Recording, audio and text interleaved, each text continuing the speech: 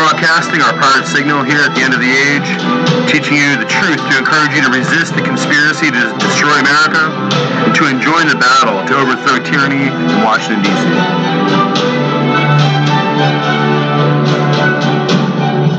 So today we have to really just delve into this fascinating topic of Bible prophecy and the scriptures, and of course many people today in our modern sensibilities are going to discount old writings of antiquity and think that maybe it's fantastic that they can be relevant to today, because of course who could possibly in the realm of the supernatural be able to forecast the future from many centuries ago, over 2,000 years ago. In fact, many of these writers were able to the prophets famously in the Bible were moved by the Spirit of God to write down scenarios and visions, premonitions and forecasts of the future that they saw in spiritual states.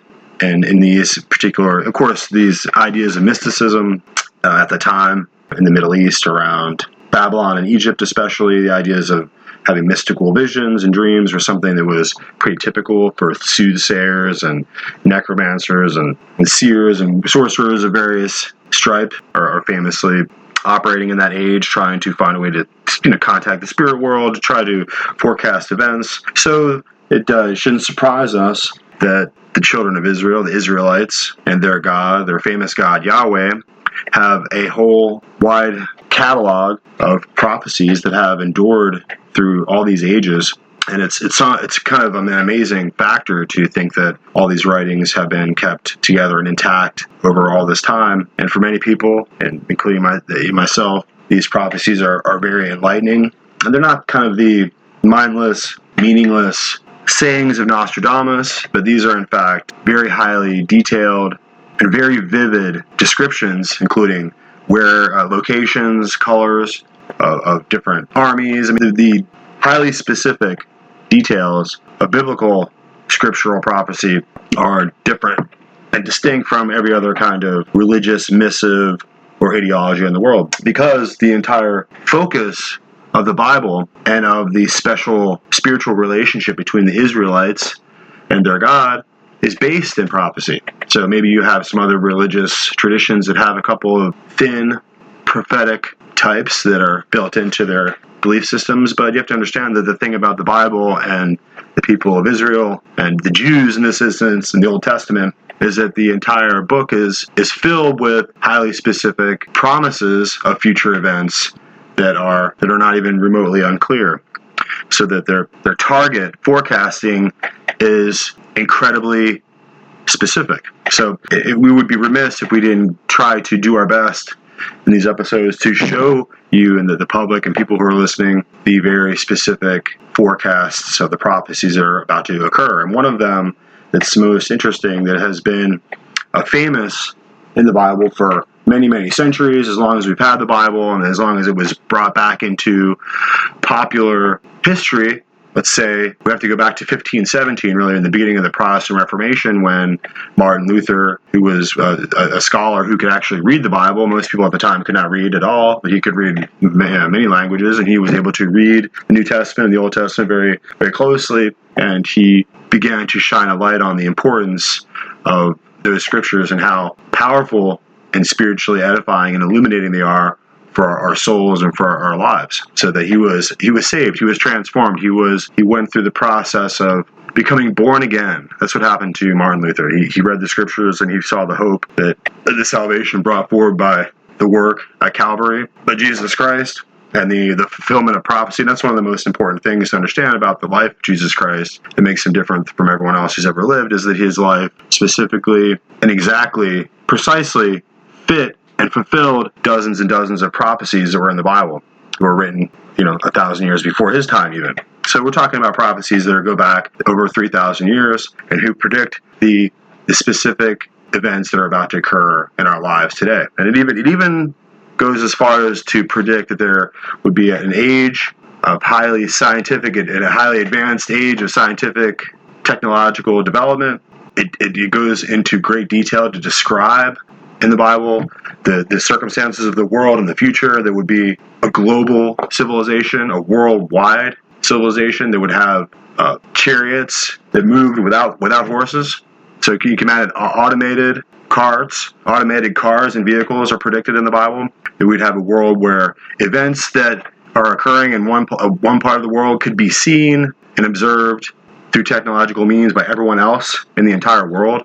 So that's not something that was even possible even in the last 50 years. So you have people, that have been Christians and believers, have been reading these prophecies and had no way to really see how they could be technically fulfilled. And that in the last 50 years, the possibility for these prophecies to have, to take on their most significant impression meaning comes to life at this age. So we're in an age of a cyber age, of thermonuclear bombs, an age of flights where we're lifted on eagle's wings and flown around the world on airplanes. We have this technological advance where we can just get on the phone and call someone in Hong Kong and talk to them in real time because of the satellite grid. So this is the kind of world that was being predicted and looked forward to by ancient prophets that were getting ready to predict how the world was going and the end of this age was going to end. The end of the Gentiles. The age of the Gentiles coming to a close. The end of this era. How it would close. Of course, the world doesn't necessarily come to an end and just disintegrate, but the age of this particular dispensation, the era of this particular the time of the Gentiles, as it's called in the Bible, is going to come to a close, and the order of the world as we know it is going to be catastrophically transformed. And that's where we get these ideas like Armageddon. And of course, Armageddon, the Battle of Armageddon, wasn't really possible as an actual event until we have arrived here in these times. Like I said, in the last 50 years, the possibility for there to be a multi-million man army. We've never even seen an army that large in history, but now today in China, the symbol of the red dragon, under that symbol, we can see that the massive army that is big enough to fit the fulfillment of the biblical prophecies is now in existence in China. And of course, China has the symbol of the red dragon. That's another symbol that we see in Revelation, the great red dragon. So these are highly complex and nuanced accounts of scriptural prophecy that people are maybe not aware of. Maybe they're more interested in their iPhone or their latest app or ordering some Starbucks, or they really don't have any concept of the era of prophetic determination that's shaping our world. And maybe people don't believe in it, but there was a whole bunch of other people who do, and the circumstances for those prophecies to be fulfilled is quickly approaching. So the debacle in Afghanistan, where we suddenly lost our base, they can say that we left, but we lost our base. And we have these Afghanistan army guys, the Taliban and whatnot, driving around the countryside in our Humvees and using our equipment and having been militarized, taking over all that military equipment, millions of rifles and ammunition and guns. So they were just completely outfitted as the Taliban was as a massive military force that never existed. They didn't have the power to operate militarily that way. But as soon as Joe Biden left, it left the entire situation in Kabul and left it all to China and to Taliban. It suddenly changed the nature of history, and of course it changed the nature of American hegemony too. And of course, that there are many military soldiers and Marines and airmen and corpsmen and so on, naval officers. They're very upset by what's happened in Afghanistan, but nonetheless, it happened, and the circumstances cannot easily be altered. So, without going too much further into it, we have a couple of things I want to introduce here into the show. We have, for instance, the Encyclopedia Britannica definition of Armageddon. It says Armageddon, biblical place, Hebrew language, hill of Megiddo, or Har Megiddo means Mount Megiddo, so hill of Megiddo in the New Testament, place where the kings of the earth come under demonic influence and under demonic leadership will wage war on the forces of God at the end of history. Armageddon is mentioned in the Bible only once in the Revelation to John, or the book of Revelation, 16:16. The Palestinian city, I like how they like to say the Palestinians. Of course, Palestine didn't exist until Emperor Hadrian created Palestina, and of course from Palestina we get Palestine, and they tried to rename Israel Palestine, but of course that did not work. They were of course renaming it after their ancient enemies, the Philistines. Of course, David fought Goliath, the Philistine, and it took them a long time to rout out the Philistines and run them off, and they were of course Nephilim. The Philistines were They had those polluted Nephilim bloodlines. That's why Goliath was such a giant. And David, being a young man, anointed by God, he slung his stone and he killed Goliath. Of course, that's the history of the Philistines. So Hadrian, being furious with Israel and how much difficulty they were having making Judea into a Roman province, they decided to rename the conquered territory after they conquered Judea and destroyed Jerusalem.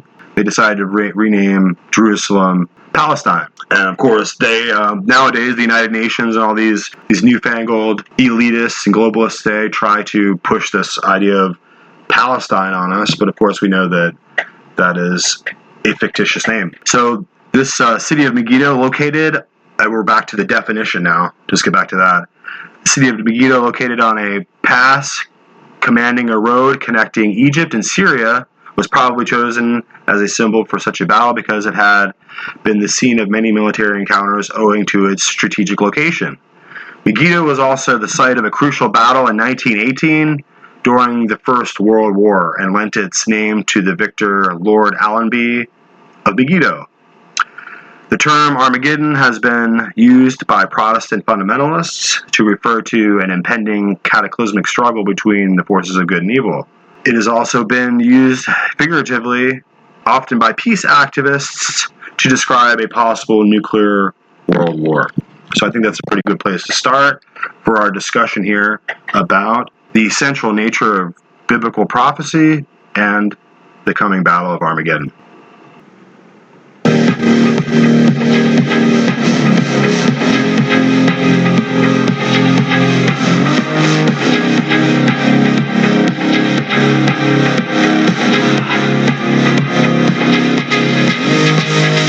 So now we got a word from our sponsor, and we have a very courageous and brave sponsor for this portion of the episode here, a special guest.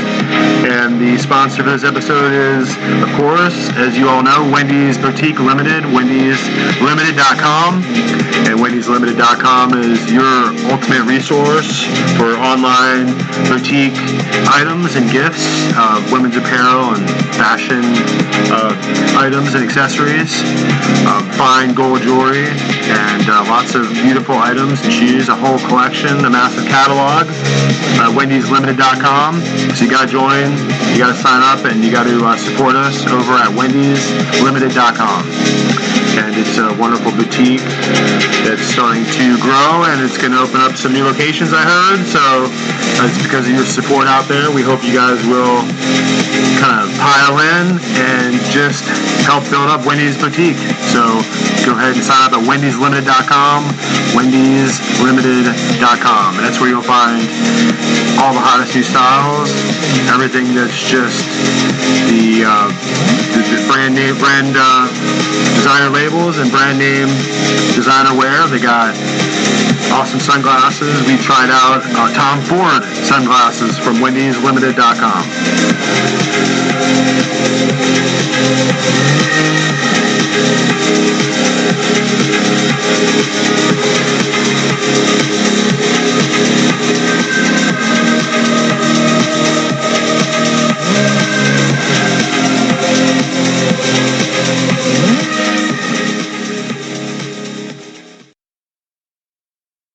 So that was a word from our sponsor, wendyslimited.com. We hope you guys will check that out. And this particular portion of the show, we have a special guest with us. It's going to be David Nikao Wilcoxson, and his site and he's active on Facebook. He has a huge section on Facebook and some websites. He's active on YouTube and other places at endtimesdeception.com, and that's the page also. So we're going to just go ahead and introduce him now and have a discussion with him. And so this will just be a short introduction. We hope and we plan to have him back for various episodes in the future to get into the nuts and bolts and to the nuances and the complexity of the discussion around biblical prophecy and how it's being fulfilled over time and how it can be clearly seen God's hand is moving and his hand in history.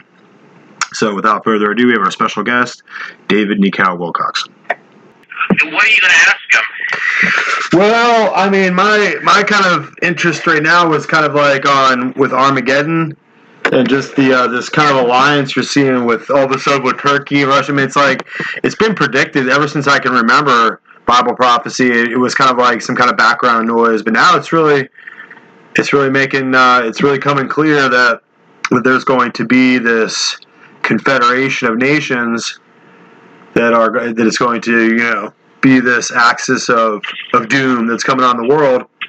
And that's what the Bible predicted for so long, which is really amazing because people generally think that the Bible is just antiquated, or it's just, I guess for a long time it wasn't the prophetic keys weren't really unlocked because things hadn't really come about yet. The world wasn't really technologically advanced. So, we just weren't at that point in history, and so that's kind of what I'm looking at. We're looking at these things come about, especially with China at the center.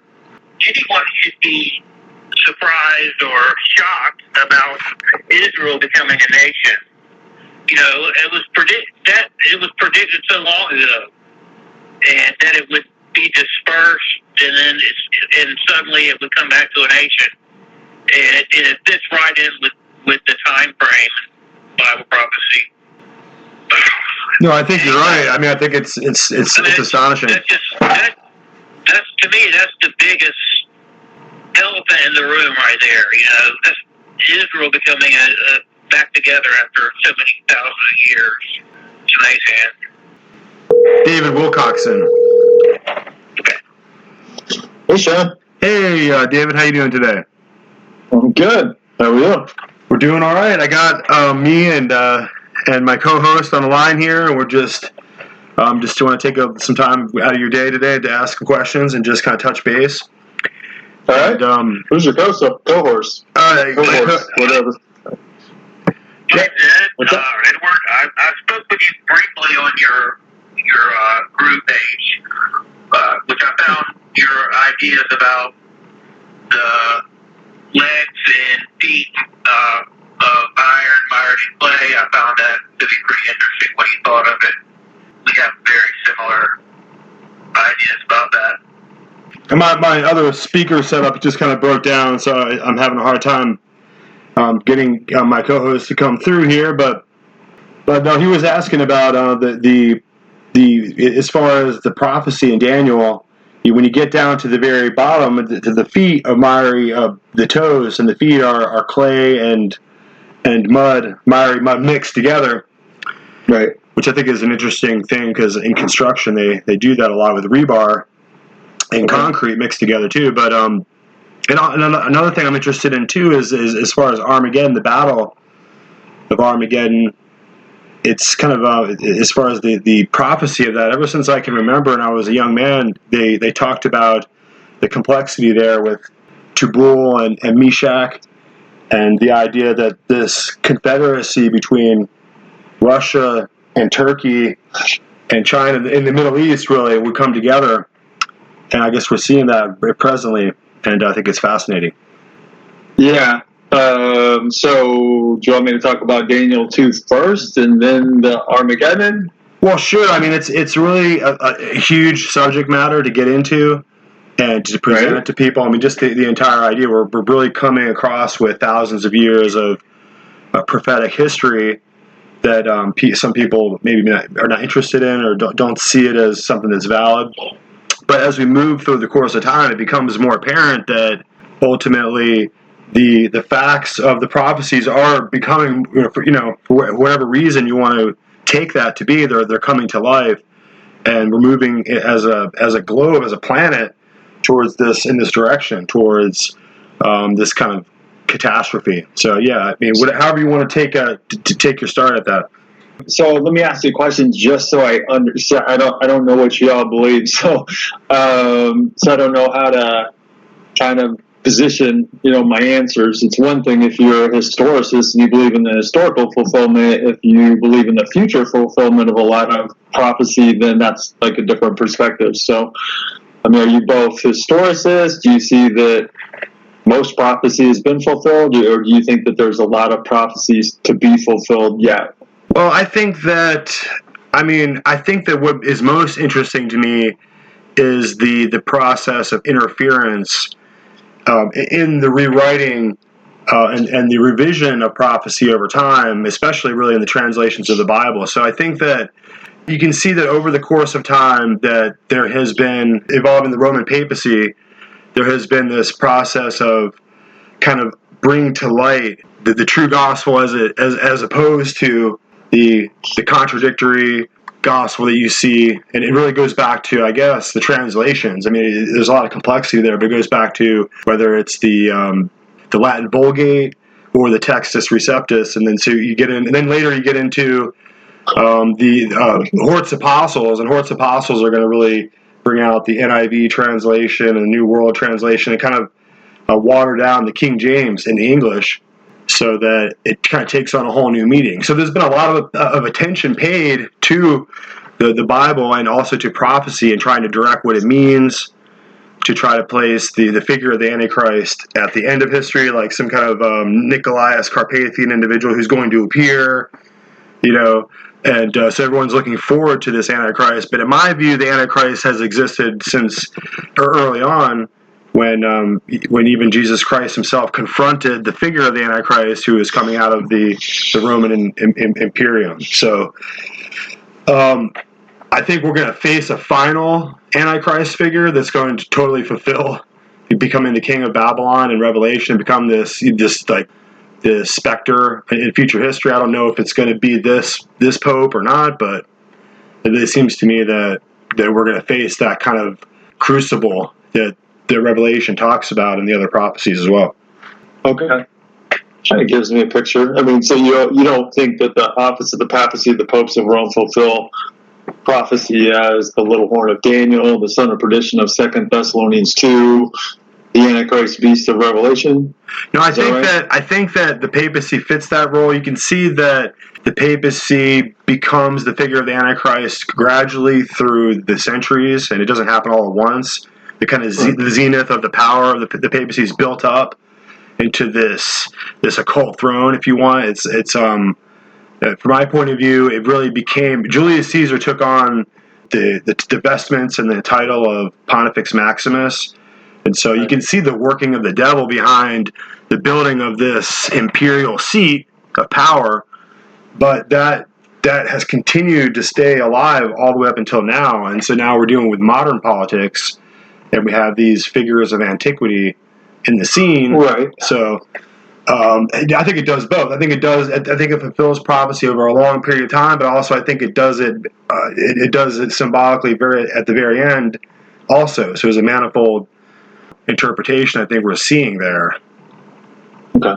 I mean, I'm just kind of referring to specific prophecies such as Daniel 7, little horn of Daniel, and it's pointing to, the little horn of Daniel ruling for 42 months. Mm-hmm. The Revelation sea beast phase of the Roman beast kingdom points to the beast, the Antichrist beast, ruling for 1,260 days. So that's why I was kind of, to me, that maps out to the 1,260-year reign of the office of the papacy. Right. So that's why I'm on. See, I don't know where you guys. I totally agree with that. Your perspective. Yeah, that idea when you see that when with Napoleon, when he brings his general Napier or whoever it is down and they arrest the Pope. Right. Yeah, they put him in house arrest. They really end the civil and spiritual, the temporal power of the Pope is cut off, and then it's restored again, as you're saying. Was it 1929 or so with the Lateran Treaty? So yeah, I see that prophetically being fulfilled. But it doesn't at the same time. It doesn't mean to me that you won't see an end time reign of the papacy of the Antichrist come about and reign for 3.5 years also. So I don't think that one supplants the other, or it's either or. I think you can see both. I see that also with the tribulations too. I think that there's an overlapping there throughout history, where I think that there's a historical interpretation where you can see that these events are occurring over time, and you can see with God's creative power. I mean, look at the genome. Look at the double helix. It's perfectly possible for him to weave this prophetic tapestry. It's just, so I don't want to put any limitations there and say it's one or the other. But no, I think that the papacy has been there the whole time. There's been many antichrists, but we're building up to this greater persecution, I think, that's going to happen. We've seen those persecutions occur in the Inquisition, yeah. So the times of tribulation you're thinking are still future? Well, I think that they're going to build up here. I mean, I think we're going to see a final build up to a war. I think that's just whether you want to introduce the biblical themes or not. If you just want to look at the headlines, I was looking at some of the headlines here. I got a Bitcoin.com news release. Report claims Russia and Iran plan to establish a global gas cartel. Moscow to launch its own precious metals exchange. And then here's another headline. Turkey and China see opportunity in Central Asia after Moscow's Ukraine invasion. And I'll just add one more. Russia, China, and Turkey, new players in the southern Mediterranean countries. So those are just headlines I brought up today. So this is very recent. I think we're going to see this confederacy goes back to Psalms 83 too. So it steps out of line more and goes. We're going to go back a little more in time and probably see that. Yeah, as I was doing just a little bit of research coming into this with you, I was looking at some different pages here. I think it's just fascinating when you go back.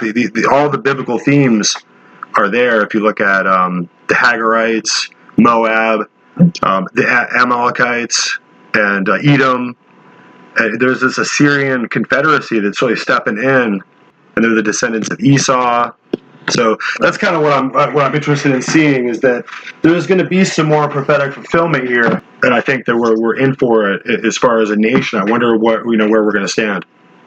Yeah, I mean, I guess I have. That helps me kind of understand where you're coming from. I have more of, I guess, a simplistic point of view, meaning, I think the Roman beast kingdom is still in power. It's the fourth beast kingdom of Daniel 2 and Daniel 7. So John picks up the narrative in Revelation 12 and 13, describes the different phases, three primary phases, which is the Roman emperors, then the Antichrist beast popes ruling and reigning for 1260 years, and then the Black Pope taking control of the Vatican and the Roman beast kingdom. Mm-hmm. So, like, in my mind, the Black Pope, they got, before, like you said, Napoleon's army took the Pope captive, all that stuff. Well, now you're getting into something it might be a little bit harder, a little more dense for people, but as far as the Black Pope being the superior general or the father general of the Society of Jesus, or the men known as the Jesuits, and some people, they've done such a good job in remaining out of the pages of history, so that people don't know who they are or are not familiar with them. But that's the point, is leading up to their suppression by the Pope. Many countries had kicked them out because of their subversive ways, right? So, and even primarily Catholic countries such as France.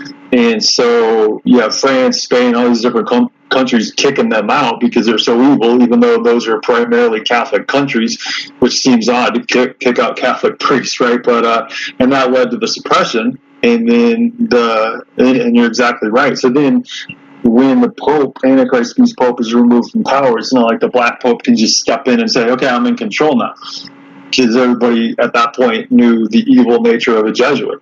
So nobody's going to listen to him, right?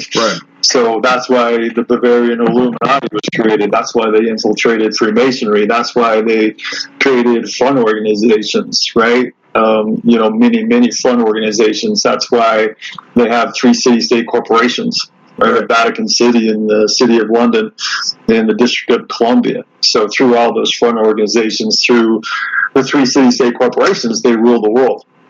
So my simplistic mind says Russia's controlled, China's controlled, the U.S. is controlled, every country's controlled except maybe Iran and Syria, which is why those 2 countries are in the crosshairs. Right. So, well, with Iran, it's been strange recently because they've been brought into these strange negotiations with Russia taking the forefront of that. So it's kind of strange because their whole point of view is that they're a danger to the West and to Israel, because they have to destroy all the heretics of their religion. And it's interesting now that they're kind of becoming they're getting pulled into this cabal, into this confederacy at a time when looks like they're going to develop these weapons. So I mean, they're looking for allies, right? Because I mean, every country around them has been taking control of. Right. I think that this web of control that I was looking at the gates at Georgetown, Washington, at Georgetown University, and it was built in 1789, and that's an interesting time because that's right at that time of that suppression, and the United States was one of the few places they could flee to, and they built up their power here. And that's really how we got over to Washington D.C. Anyway, but anyway, the point is that in today's modern headlines, we're looking at this pivot away from the West, and of course the petrodollar, the Federal Reserve note, is about to collapse too. So it's a pretty complicated situation we find ourselves in. The Jesuits are definitely masters of all the languages of the world, of all the regions. Having their universities everywhere throughout the entire world. They have universities in Baghdad. They have universities in Tokyo. And so they are doing their level best to control the world, but it must be a difficult job because the world is not always easily controllable. Yeah, well, now they have artificial intelligence, so it's to manage all the database. But, yeah, I mean, but that's why they have, providential leaders. I think, I don't know if there's 10 main leaders, and then you subset out of that, and you have leaders that keep reporting to other leaders, and they have a whole intelligence gathering, mechanism in place. So, and with computers and all that stuff, it's a lot easier. It's interesting how so another individual I was speaking to about this, how he looks at the Jesuit order at the time when they were created as like a new Templar Knights. Because the Templar Knights were a very powerful organization, they were legendary, and they were, put out of existence by a secret kind of order to destroy them. And so but they have the same kind of legacy of being kind of controllers, being a military phalanx that's there to do the bidding or to support the papacy. And the doctrine of the papacy is very simple. The doctrine of the papacy is that whoever is elected by the Curia to sit in the papal chair must be ultimately the ruler of the world, the vicar of Christ, the individual who sits in the seat of the King of glory, and must have total dominion, whether it be temporal or which is all dominion on the earth or in heaven. So the enforcers of that legacy have to think themselves to be of a very great interest to heaven. They think of themselves as the ultimate bestowers of civilization and really the ones who are founding the Christian church in Rome. Because from what we understand about the doctrine of Rome is that anyone outside of Rome and anyone outside of that doctrine is going to hell. So they're all heretics. I mean, that's me and everyone I know, and especially everyone in America, because America was created as a country who was in rebellion to its king and was going against the divine right of kings, and they were pursuing their Bibles. That was how America got founded. So I think that ultimately that we're a target, historically of the papacy and of the Jesuits too. Well, I mean, there's both sides of the story with the founding of America. There's the one side where a lot of people came here, believers, to escape the persecution, right, in Europe by the Jesuits. So they escaped here. And before this country was founded, it was illegal for a Catholic to hold an office, to be a lawyer, to vote, right? I think even to carry out their mass. And so, I think that at that time, the world at large was aware of the Counter-Reformation, and that they were aware that they were fleeing the old world of Europe to the new world where there would be freedom, and they were fleeing the Inquisition. And so it doesn't surprise me that the Jesuits, in their suppression, fled here under, who was a General Ricci or whoever, and they came here, they established, they had to take just like the Templars, they had to scatter, they had to go underground, and they had to take their great wealth and power and put it somewhere where it could be put to use. So I think that they probably were. He made the point about Jesuit Georgetown University. Right. So Okay, so we went from you can't hold office, you can't vote, you can't do this, you can't do that because you're a Catholic, to, oh wait, we founded the country and here's the Constitution and here's our amendments, and now Jesuits can do all those things. Right. So you got to look at the Constitution and go, okay, well, what it really did was it empowered the Jesuits to take control of this country. It empowered them to be a lawyer. It empowered them to hold office. Right, so the Constitution isn't what everybody thinks it is. It was designed to give them power to take control and for people not to notice. And like you said, they founded Georgetown University at the very founding of this country. That's a huge clue. Right. It is a huge clue. They picked Jesuit Carroll brother, owned the land. Right, so a Jesuit Carroll brother was put in charge. He was one of the guys put in charge of finding the land for the capital of this country. And then, oh wait, one of his, I forget what it is, his cousin or whatever, owned the land, which became the District of Columbia, which just happened to be in Virginia and Maryland.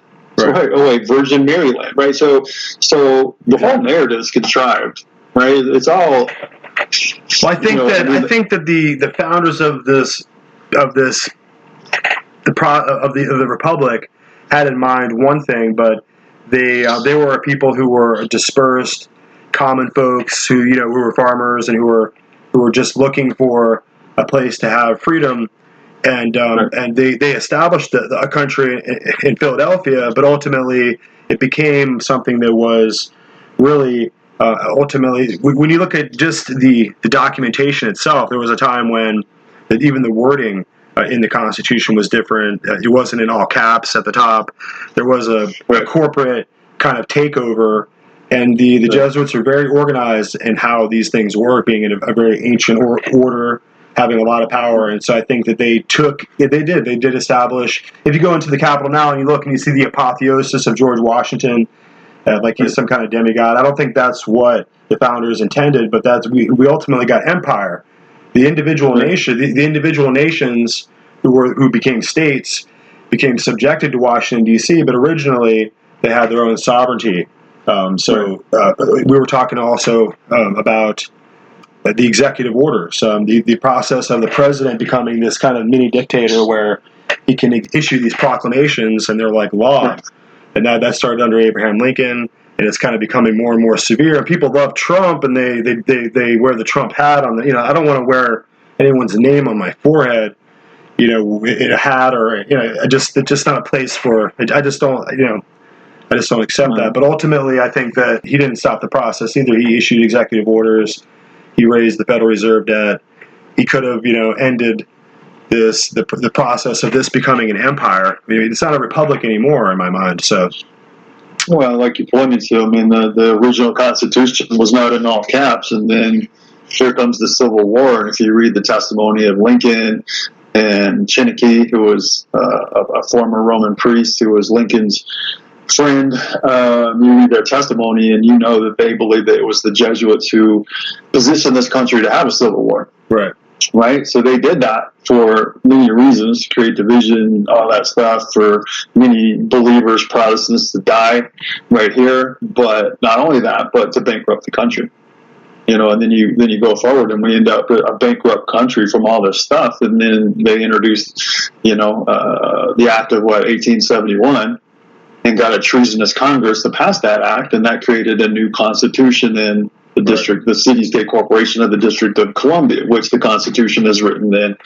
The United States of America is written in all caps. It's a different entity. Right. That's really what it is. So the wording can be whatever the wording that has no more power, because ultimately we're going to go from this de jure, republic of the people to this military government, which they're moving towards.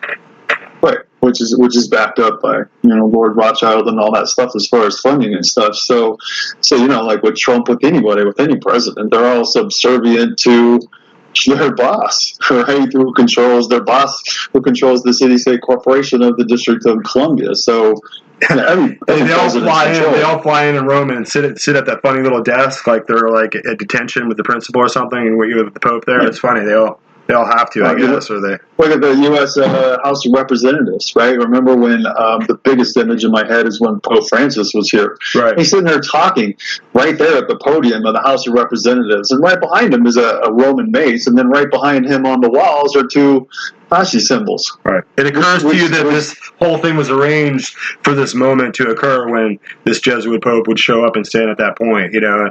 Well, and it just shows that their authority, it shows Rome's authority in that place. Right. So, well, it's interesting, too. Think about this. If you go back, it's a little note of history. Ford Theater, where Lincoln was shot and assassinated, the plot of ground where Ford Theater existed, it was a long-time place where people could go. It was like a museum. People would go and see it. But it was replaced with a museum to Pope John Paul II. Is sitting at the exact location of that. So it's just one of those things, you know. You have to just go through and take a closer look. And Washington, D.C. has become this pinnacle of military power across the world with the Pentagon and with all that. And of course, not to be, to speak out against our own country or to think that there's anything wrong with people serving in their military, but you have to look at who is directing the military and to what war and to what end. And it seems to me that we're spread very thin and we're way over our skis here. We have no business doing half the things that we're doing across the nation. You know, it's for another agenda, obviously. Right. And that's what the University of Georgetown is at the center of that, writing the laws, putting out. They even do the training for if you want to become a spy and do overseas foreign relations kind of service, you have to go to their schools to get the training. So. Yeah, that's it. They control education, so they can shape people's minds however they want, and then they can also, through the university, through fraternities, whatever, they can find moldable, shapeable people to use for their agenda, such as Skull and Bones, right? So they find people that'll go along with what they want and will be usable, and you see how that played out with the Bushes, George Bush Sr. and Jr., both Skull and Bones. Mm-hmm. Both. And John Kerry. Right. He's still looming. Exactly. He's still looming about. It's interesting because reading the history, there was this point with it was the John, the name eludes me. It was this Mason. He basically wrote a tell-all, but they ultimately they killed him to shut him up, and it became so widely blown in American society at that time that it was called the John Morgan Affair, I think, something like that. So at that point they almost outlawed Freemasonry, and the whole affair took place. And in fact, what I heard was Morgan's Rum is named after that Captain Morgan. So it was the Captain Morgan Affair. And ultimately, he exposed a lot of their secrets and handshakes and symbols and their background information. And he was disappeared. And when it went to trial, the judge and the lawyers and everyone involved in the court were all Freemasons. So the outrage over the whole situation became so explosive that they started a political party called the Anti-Mason Party. And this anti-masonry party went around, and they at that time it was right in the early 1800s. And so it occurs to me that this huge anti-Masonic movement occurred in the 1820s, just before they created Skull and Bones in 1833. So they created, so they had this kind of need for that upward, that secret upward occult mobility towards higher office, or that control system, that occult control system really blew up in their face. So it seems like they created another one at Yale. And also at that time at Yale, at New Haven, they also created the Knights of Columbus, which was at 1832, and I think they created the Skull and Bones in 1833 at New Haven, Connecticut. So with those two kind of thrown in altar kind of concepts or occult models, they were able to get us into the Civil War, and they've been really controlling things ever since. It blew my mind when I realized, looking at Alexandra Robinson's book about Skull and Bones, that she reveals that they were an ultramontane knighthood, and they had to, at their initiation, go in, and there was somebody dressed up as the Pope, and they needed to get down on their knee and kiss his foot, his slippered foot, as part of their initiation. So Skull and Bones was just another extension of Jesuit power, But in what would have been a Protestant university of Yale. So it's amazing. Well, but it's been about 30 minutes. I just this has been an intro with you. I want to talk to you some more, and I want to put some more of your ideas and your positions on prophecy are really fascinating. I noticed just by looking at your website and stuff, it's pretty amazing. So, with that, would you have any kind of last words you want to throw in there? So much you could talk about. Yeah, I know. We'll have to come back and revisit this again. I mean, there's so many. It's a huge historical library of information you have to get into, and so I find that to be the difficulty with doing a show like this is really introducing ideas to people so they can kind of get an idea of what we're even talking about, or you know what I mean. There's a lot there. Yeah, I mean, if anybody's interested, they can go to the website, and there's a timeline on there that kind of goes through just a summary of what the seals, trumpets, and bowls, are pointing. What are they describing to? It shows you what's been fulfilled during the last 1900 years. Mm-hmm. Shows you where we're at, where I believe we're at, and then what will happen next as we wait for Messiah's return. So that's on the Revelation Timeline Decoded.com website. Just on the menu, you can click on timeline. I think it's fascinating because I think a lot of people think that there's a lot more yet to be fulfilled, and maybe there isn't. Maybe we're a lot closer to this at this point than people realize. Yeah, most of the great theologians of the 16th through 20th century were historicists, and they believe that we've been in the process of having Revelation fulfilled since it was written. Mm-hmm. And that's what it says in the first verse. It says these things will take place shortly.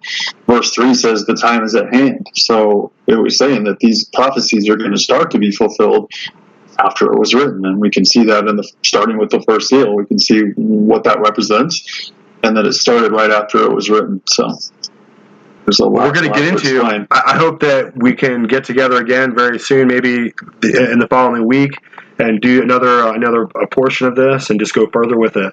But yeah, I think it's interesting, and I found that timeline to be fascinating. So. But yeah, awesome. Yeah. Thank you again, Mr. Wilcoxson, David Nikao Wilcoxson, here with our guests, and thank you again, sir. So as we're developing the show and we're going forward and we're trying to find ways to reach new levels of information and clarity regarding the historical record and the reality of the truth as it regards our history, how America became what it is. There's a lot of misinformation. There's a lot of distorted doctrines out there that try to steal away the preeminence of America's destiny. And of course, that's in the hands of God. And I think you can see that there have been definitely traitors and malefactors and betrayers in our midst here in the development of America, and have led it to become this totalitarian dictatorship and inverted totalitarian control system over and against everything it was meant to be. So it was meant to be a way for popular government and democracy to empower the people to form a constitutional republic. And instead, in its place, we have this papal fiefdom, this world police state, this military government that's enslaved the people with social security numbers and Federal Reserve notes, and brought the rest of the world into a state of terror, so that everywhere in the world, from Afghanistan to Jakarta, wants to be rid of the American influence. And of course, there was a day and an age when the powerful American Navy and the wonderful military of America was lauded as the freedom fighters of the free world. But today, we are really nothing more than a mercenary force for the deep state cabal that's operating out of Washington, D.C. and London and Rome. And you can see that they're going to, in the future, build up their treasure city of Babylon to become a new district of absolute global power that they're trying to establish here. And I think that can be read in the predictions and the prophecies, as well as the resurgence of a neo-Babylon. So as we're kind of developing the basis for this whole study, and we're going to be blessed and edified and elucidated to have teachers and authors and guests like David Nikao Wilcoxson to help us understand where we're at in Bible prophecy. And to that end, I found this fascinating write-up at Bible.org, and I'll add it in the show notes. But it's a fascinating little essay, and it's a write-up called Armageddon and the Second Coming of Christ. And whether you're just a curious person, or you're really a Protestant fundamentalist, or you're somebody who is just interested in the worldview of the Bible and prophecy and what, people who are mainline, full gospel believers, what they were really thinking, this is going to be a kind of a contextualization of the whole subject. So let's go ahead and just read it into the show here. The dramatic conclusion of the times of the Gentiles, quote unquote, is described in prophecy as a gigantic world war which is climaxed by the second coming of Christ. The war that brings to a close the times of the Gentiles, which already has embraced 2,500 years of history, is also the final effort of Satan in his strategy of opposition to the divine program of God. The second coming of Christ is God's answer. Some of the major elements of this conflict have already been considered and are now need only to be related one to the other. And so we have this section here, the beginning of the final world conflict. And you can imagine that as we go into this kind of world conflict, you can imagine that people who are Bible believers foresee the coming of Jesus Christ again into the world stage. And I think you can't really define, it's unquantifiable how exciting or how important such a subject matter is in the world of Bible believers and Christians. So let's just continue here. The Great World War, which will engulf the Middle East at the end of the age, is an outgrowth of the world's situation during the time of the Great Tribulation. The Roman Empire, formed earlier, has now extended its power over, quote-unquote, all kindreds, tongues, and nations, Revelation 13:7. The world government formed at the beginning of the Great Tribulation is scheduled in prophecy to endure for 42 months or 3.5 years, Revelation 13:5. At its beginning, there is no serious challenge of the power and authority of the world ruler, who is able to assume supreme power not only in the political field, but also receives recognition and worship as God and controls the economic power of the entire world. His reign is afflicted, however, by a series of great judgments of God described in the breaking of the seals, the blowing of the trumpets, and the outpouring of the vials of the wrath of God, Revelation 6:1 through 18:24. So you can relate this whole, as we kind of digress here, this whole paradigm, you can see it scripturally as a symbolic analogy or as a prophetic archetype. You can see it in Scripture when you have the figure of the God King or the high priest ruler of Egypt, who is Pharaoh. You can see that when he has to face off against Moses, how Egypt is the great pinnacle of world empire is struck and destroyed by 10 plagues. And the plagues are disastrous. Even the entire Nile is turned to blood. And so in the same understanding of prophecy that's coming, you can see that the oceans are said to be turned to blood, the way that in a smaller prophetic view, the Nile was turned to blood. So we can see that this particular world ruler that's coming into view, in the opinion of this host and the guest host that we had, it's in our opinion that the only person who could fit this world ruler is none other than the figure of the Pope. And the Pope has the doctrine and the historical precedents. Centuries and centuries of popes have brought to bear the preeminence of political and religious authority over other countries and other matters. And in fact, of course, as we discussed, the Jesuit order is there to make sure, as the shock troops of the papacy, that the Pope assumes this role of absolute world power. So when we're talking about Antichrist, we're talking about the rise of the papacy back to a position that it held during the Dark Ages, which is absolute sovereign power and governor of the world, which was one of the titles of the Pope at that time. So let's get back into the article here. The disruptive forces of these judgments is keenly felt throughout the world, and it soon becomes evident that the promised utopia, which this ruler was designed to produce, is not going to be fulfilled. Many students of prophecy have noted the trinity of evil which characterizes the end time. In such respects, this Trinity corresponds to the Trinity of the Godhead in heaven. The ultimate source of power and evil in the end time is none other than Satan himself, referred to as the Great Red Dragon, and as that old serpent called the devil and Satan, Revelation 12:9. The political as well as the religious power which dominates the world is unquestionably Satan, and for this reason it is stated in Revelation 13:4 that the world, quote-unquote, worshiped the dragon which gave power unto the beast. Satan assumes much of the same power and prerogatives as he pretends as though he is God. So as he tries to emulate God the Father, he tries to have this semblance of supposed deity and power as he tries to mimic God. So we'll continue on here. Of course, they're building up the prophetic silhouette of the world ruler, the Antichrist. And so what I'm trying to point out to you is that this world ruler is already in place. He already is in control of politics and world religion. He already has a seat at the United Nations, and he is none other than the Pope. The world ruler, who is Satan's masterpiece as a counterfeit of Christ or a vicar of Christ, is the actual supreme dictator of the entire world, and in a sense is Satan incarnate.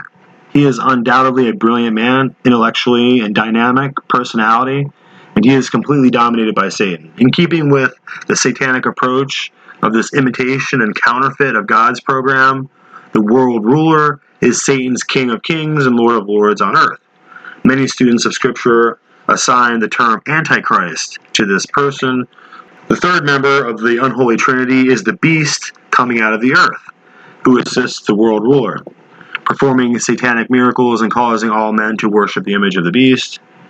Revelation 13:12. He is instrumental in linking the economic, religious life of the world, and that only those who worship the beast can buy or sell. This personage is undoubtedly the same as, quote-unquote, the false prophet, Revelation 19:20, and in every respect, he is the right-hand man and the expeditor of the world ruler. In his activities, he corresponds to some extent to the ministry of the Holy Spirit on behalf of Christ. So they're trying to show as if this is some kind of triunity of satanic fellows here. And thus this person, the false prophet, quote unquote, forms the third member of the evil trinity. The world situation is therefore firmly in the grasp of Satan and Satan's man, who is the world dictator, and the false prophet who heads up the satanic world religion of the Great Tribulation. So there's a lot of contextualization there, but it's pretty simple in my mind that if we can take off our blinders and unblind ourselves and we can receive the light and we can see that this world ruler who's going to control religion, control politics, control the world economy is the Pope, then we can easily see that the false prophet individual takes on another dimension here in order to become a one world system. So the false prophet, and we know which religious system is enthralled to a false prophet. We have a religious system around the world who bows down and puts its forehead on the ground in the name of prophet, right? Their prophet. And so this prophet, Muhammad, this false prophet, and so you can see that all the other individuals, the Osama bin Ladens of the world are all little false prophets. They're little emulations and copies of Muhammad, right? They look like Muhammad. They have Muhammad's beard. They're ready to commit jihad like Muhammad. They're just little offshoots of the false prophet religion of Islam. So you can see that if the false prophet, who is the leader of Islam, or the Caliph, and the Antichrist, who is the ruler of Rome and the supposed ruler of churchianity, and the religious leader of the world is the Pope. If you have the combination of the Pope and the false prophet or the leader of Islam coming together into one system, you would have a unity between Catholicism and Islam, and you would have the beginning of this one world global system that would be irresistible, that no one could buy or sell unless they had the mark of these of the beast or the mark of this unholy trinity. And so you can see that Pope Francis, or Mario Bergoglio, if you want, has made a great effort, a massive effort to reach out and to give an olive branch over to Islam and to create this Christlam, right? So Christlam is coming about And we can see that they're trying to join these religions together and show that they're both Abrahamic religions. They're both religions that preach about Mary and how she's such a blessed woman of all women. And so in many ways, Islam, like we talked about in past episodes, Islam and Romanism line up. And so that's what you're going to see here. I think they're looking for a Nicolaus Carpathian, Donald Trump individual to step up and suddenly control world religion, suddenly control the world economy and the world politics. But if you can see that the Pope, he's already there. He's already a huge celebrity. He's like a rock star everywhere he goes. People wave palm branches at the guy as if he's Christ himself. So this is the figure of the Antichrist. It's time for you to take off their blinders. People back in the 1700s knew this, and it's information that, like our guest was pointing out, if you're a futurist, if you're looking for the future Antichrist to appear, it's never going to happen. If you're waiting for raptures to come and take you away, it's not going to work like that. But you need to recognize that the Antichrist is already on the world stage and has been for centuries. So let's continue on here with our reading. Satan's man, who is the world dictator, along with the false prophet who heads up the satanic world religion of the Great Tribulation. In spite of the satanic control of the world, this is in Revelation 16:16. As the Great Tribulation moves on to its close, major sections of the world rebel against their ruler, and this sets the stage for the final Great World War, the gathering of the armies of the world. So we're going to move towards the subject of the Middle East and Armageddon. And of course, this is something that's been in Bible prophecy for centuries. This is something that's been written into the Old Testament for a very long time. So as we're seeing it being fulfilled now in the Middle East, and just like our guest host pointed out, even the arrival of Israel to be re-emerging as a nation on the world stage in 1948 is absolutely explosive when it comes to world politics, because until 1948, you really couldn't have a fulfillment of any of these prophecies because Israel didn't exist as a nation. And now that it does, you can see that all these events are swiftly coming about. So let's read on here. The armies of the world which converge upon the Middle East, according to Revelation 16:13, are induced to engage in the final conflict by satanic influences. This is introduced in the statement of John the Apostle, quote unquote, I saw 3 unclean spirits like frogs come out of the mouth of the dragon, and out of the mouth of the beast, and out of the mouth of the false prophet. For they are the spirits of devils, working miracles which go forth unto the kings of the earth, unto the whole world, to gather them for the great and terrible day of God Almighty. To gather them to the battle of that great day of God Almighty. So that's Revelation 16. And it's starting to show you the prophetic outline for why this battle is happening and how it's basically being orchestrated by God since the beginning of time to place all of his enemies in one place, right? So let's read on. There has been endless speculation as to the identity of the 3 unclean spirits like frogs and what that means.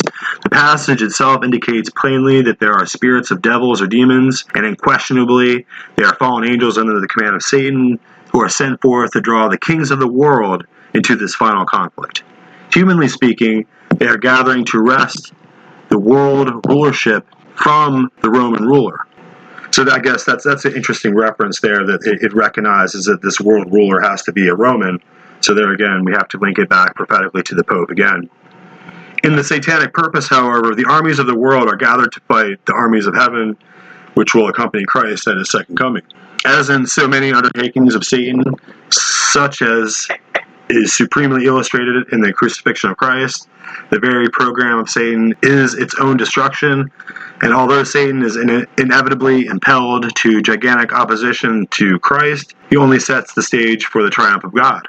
It is to facilitate the gathering of these armies that the Euphrates River is dried up, and that the armies from the east may converge without difficulty upon the Middle East. 3 major armies are mentioned in the Bible, namely the army of the north, the army from the east, and the army from the south. These 3 armies are combining their efforts to wrest power from the Roman ruler, who may be considered as the king of the West. Although this title is never given to him in Scripture, the focal point for their gathering is declared in Revelation 16:16 to be, quote-unquote, a place called, in the Hebrew tongue, Armageddon. Although various explanations have been given of this title, it seems to refer to the Valley of Esdraelon, also known as the Valley of Jezreel, located to the east of Megiddo in northern Israel. The word Armageddon actually means Mount of Megiddo. From Har means mount, and Megiddo is the place. The broad valley that is described is approximately 14 miles wide and 20 miles long, and historically has been the scene of many great battles of the past. In modern times, the area became a great swamp, but with the revival of the area under the state of Israel, the water has now been drained. It is a fruitful, beautiful plain, well suited for a great army. It is obvious, however, that this is only the central staging area for the war, as actually the size of the armies involved preclude the possibility of confining them simply to this one valley. As Scripture indicates, the war rages for some 200 miles north and south, thereby engulfing the entire Holy Land. Scripture goes on to provide detail on the characteristics of the final world battle. The main significance is that they are assembled in or near the Holy Land at the time of the Second Advent, and they oppose Christ in his return to earth. However, some indication of the nature of the battles preceding the second coming of Christ is given in Daniel 11. The order of introduction taken is chronological. It appears the first stage of the battle is an attack by the king of the south. In Daniel 11:4, at that time of the end shall the king of the south push at him, quote unquote. In rapid succession, an attack also comes from the north. Apparently it is successful, and the scripture states that the king of the north shall come against him like a whirlwind with chariots and horsemen and many ships, and he shall enter into the countries and overflow and pass over. The king of the north may be Russia. The force of his invasion is such that he proceeds through the Holy Land and conquers Egypt, at least temporarily. The warfare brought by the invasion of the king of the north and the king of the south, however, is now followed by another phase of this massive battle, the arrival of the host from the east.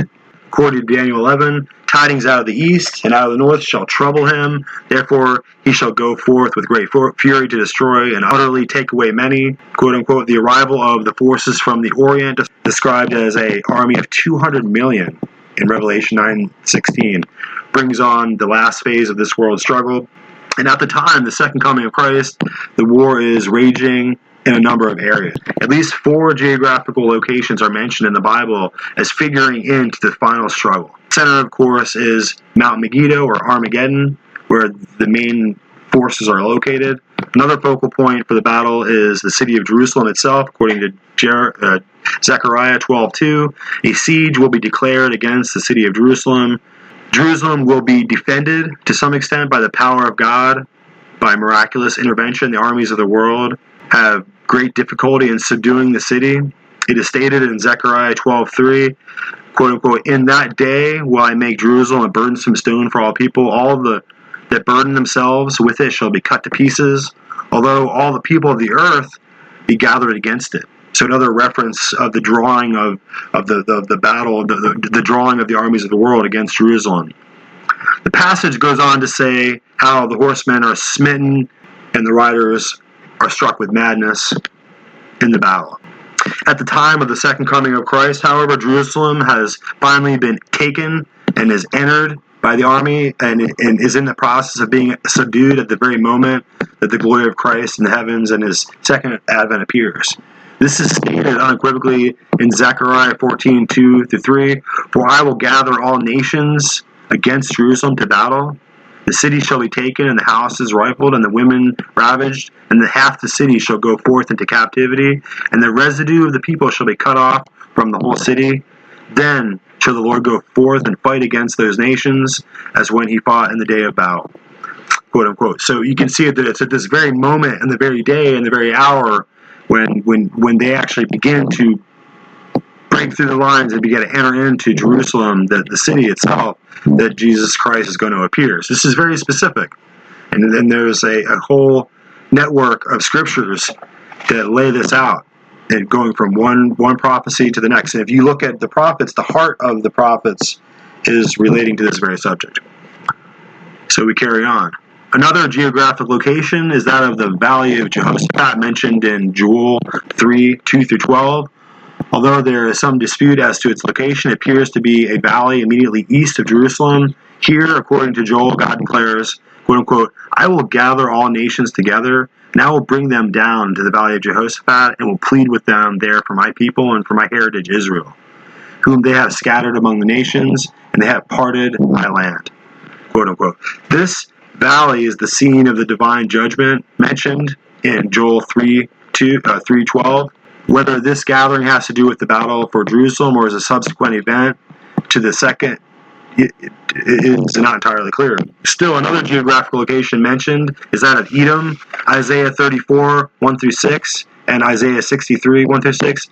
The awful bloodshed stemming from this conflict is indicated in Revelation 9:18, where 1/3 of the armies are declared to be totally destroyed by the army of the East. And in the statement of Revelation 14:20, that the blood came out of the winepress, even it was as high as a horse's bridle. So you can imagine it's about 5 feet high. This is how devastating the bloodshed is going to be. Although the exact deployment of the forces and the precise character of the successive battles which precede the second coming of Christ are not indicated in Scripture, it is sufficient for us to know that the Holy Land will be crowded with the armies of the world in preparation for the dramatic second event of Christ. This is the final showdown of Gentile power dominated by Satan in the blasphemous opposition to the Lordship of Jesus Christ. As the armies of the world are engaged in a struggle for the world throughout the Holy Land and in the very act of sacking the city of Jerusalem, the glory of the Lord appears in heaven and the majestic procession pictured in Revelation 19 takes place. So this is what everyone's talking about. This is the whole context of the future prediction of Jesus Christ in the Bible at this time when the Battle of Armageddon takes place. At the head of the procession is Christ, described as riding on a white horse coming to judge the world and make war. His eyes are as a flame of fire, and his head are many crowns. His vesture is dipped in blood. Accompanying him are the armies of heaven, also riding on white horses and clothed in fine linen. So this, for many people, they'll look at this as totally mythological and totally fantastic and unbelievable. But for Christians, you have to understand that the pinnacle and the very point of the spear of biblical prophecy leads up to this very moment where Jesus Christ is proved to be real, to prove not to be a myth, and beyond all shadows of doubt arrives to save his people at a moment when they're about to be destroyed by the armies of Rome and the 10 kings and the world order. So you can see this as something that could easily come about. We're at a point now where the BRICS nations, the BRICS aligned nations and Russia are starting to create their own networks in their economy for buying and selling oil and for trading precious metals. So they're starting to cut the whole Federal Reserve System and the petrodollar out of the global economy. And so when that happens, they're going to no longer rely on American technology or energy and will be huge targets. And so you can imagine that the protection that Israel has benefited from for all these centuries because of American power will be much diminished, and they'll find themselves exposed in the Middle East, surrounded by enemies. So this idea of a final world battle that will try to seek to destroy Israel and destroy Jerusalem is something that is almost easy to predict. It's something that's it doesn't require a biblical prophecy in order to see what's coming about. So let me just carry on and finish up this little reading here. So we're talking about the procession of the saints out of heaven at this moment, so that the world will finally get to see that what their eyes had refused to believe in the past, that the arrival of Jesus Christ and his saints on earth. In contrast to his lowly birth in Jerusalem, in Bethlehem, where he was laid in a manger, this advent is the triumphant King of Kings, Lord of Lords, coming to claim the world for which he died and over which he is now going to exercise his sovereign authority and absolute power, the Lion of the tribe of Judah. The verses which follow invite the fowls of the earth to feed upon the wrecked carnage of the flesh of the kings and the mighty men and all their horses and all the ruined equipment of the world militaries that were coming to destroy Jerusalem. According to Revelation 19:19, the armies of the world, which have previously been fighting each other, forgot their differences and united to fight against Christ in his second advent to earth. John writes, I saw the beast and the kings of the earth and their armies gathered together to make war against him who sat on his horse and against his army. Their struggle against such an adversary, however, is useless. It is apparent that they are put to death, not by ordinary military struggle, but by the sword of authority proceeding out of the mouth. Revelation 19, all the armies and all their equipment and all their horses apparently are put to death at one stroke. But the beast, the world ruler, and the false prophet, the religious ruler of the world, are taken alive. And according to Revelation, these are both cast alive into the lake of fire and burning with brimstone, and they're cast into hell, and this is their doom. So, we can go into this a little bit more. Thus comes to an end, in one dramatic blow, the power of the Gentiles, which had controlled Jerusalem from the time of Nebuchadnezzar, 606 BC, all the way up to the time of Emperor Titus, who was involved with having Jerusalem totally destroyed and having the women raped and having the place burnt to the ground and everyone killed. 2 or 3 million Jews were slaughtered. So Nebuchadnezzar and the Emperor of Rome have that in common, which is what the Antichrist will attempt to do for the third time. So as we read on, thus ends also the satanic control of the Gentiles, who had been a demonstration of satanic power, guilty of blasphemy and the blood of countless martyrs, especially in oppressing the nation of Israel. It goes on to say that Jerusalem will no longer be trodden underfoot by Gentiles and controlled by Roman popes or conquered by Knights of Malta, right? Jerusalem will finally at this point be free.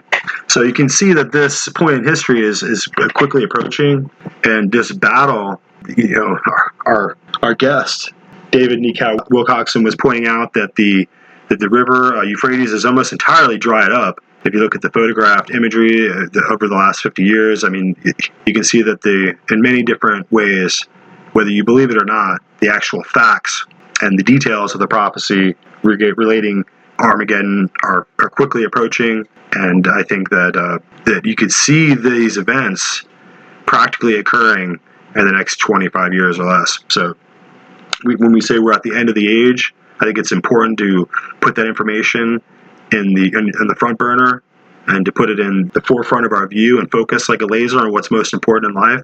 And like always, we have the show notes. We have all these articles and all this information in the show notes and attachments. We also have the end times deception pages and all the information for Mr. Wilcoxson, so you can go ahead and review his prophecy thesis. And as always, we hope that you were edified, and we hope that we could elucidate for you some fascinating information. And so once again, it's been Looking Glass Forum, and we hope you'll be back again, and we can have more information to discuss. So we'll see you next time.